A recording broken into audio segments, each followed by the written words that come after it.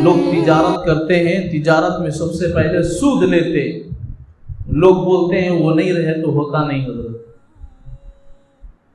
صحابہ بھی ایسے لیتے تھے کیا؟ بولو، صحابہ بھی لیتے تھے کیا؟ صحابہ میں آپ کیا تاجر ہیں، اس سے بڑے بڑے تاجر، آپ کیا سخی ہیں، اس سے بڑے بڑے سخی ہیں۔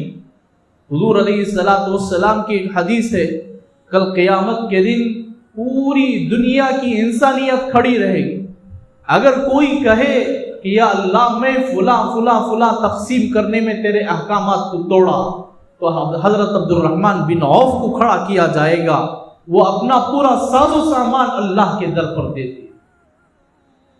حدیث کی کتابوں میں آتا ہے کہ حضرت عبد الرحمن بن عوف اپنی بیوی سے مانگ رہے ہیں کہ ایک کھٹورا دو تاکہ اناج یا جتنی چیزیں ہمارے پاس ہو لوگوں کو تقسیم کرنے کے لیے۔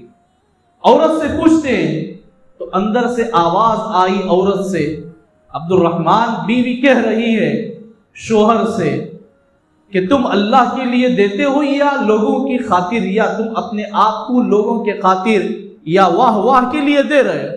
عبد الرحمن نے کہا کہ میں اللہ کے لیے دیتا۔ تو اللہ کے لیے دیتے تو تول کر کیوں دیتے؟ جیسے ہاتھ میں ملے ایسے ہی دو نا۔ تو اتنا دیا گیا کہ رات میں عبد الرحمن بن عوف بیوی سے پوچھتے ہیں کہ بیوی کیا ہے تیرے گھر میں کھانے کے؟ فرمایا 2 سوکھی روٹی ہے، سالن کیا ہے؟ کچھ نہیں، صرف نمک ہے، نمک ہمارے پاس باقی ہے۔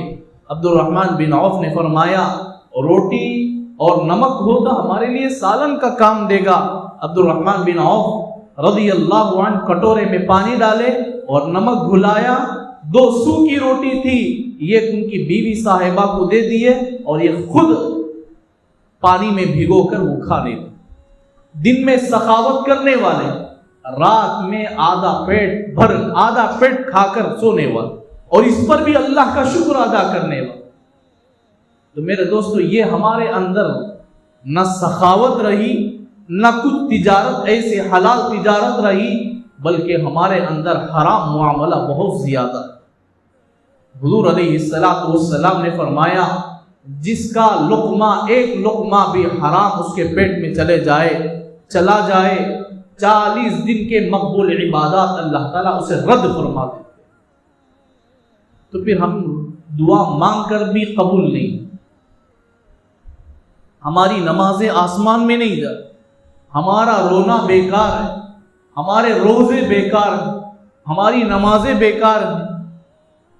معاف کرنا، ایک اور بات زیادتی کے طور پر سناتا ہوں، یہ آپ کو غلطی اور یہ ہمارا عام طور پہ ہماری غلطیوں کو اچھالنا میرا مقصد نہیں ہے، خدا کی قسم ہم اصلاح کر لیں، ہم توبہ کر لیں۔ اللہ کن کن باتوں سے بڑے ناراض ہو جاتے ہیں، میں آپ کو سنانا چاہتا۔ لوگ عام طور پہ عید کے دن کپڑے خریدنے کے لیے پیسے نہ ہو تو اپنے مال کے دکانوں میں رکھ کر واپس پیسے لے کر ان پیسے سے ہمارے کپڑے خریدے جاتے ہیں۔ میرے دوستو، ایسی نمازیں، ایسے کپڑوں سے بھی ہماری نمازیں آسمان میں نہیں جاتی ہیں، ہماری دعائیں قبول نہیں ہوتی ہیں، ہمارے روزے قبول نہیں ہوتے، تو پھر ہم رو کر بھی فائدہ نہیں۔ توبہ کر لے، اللہ ہمیں معاف فرما۔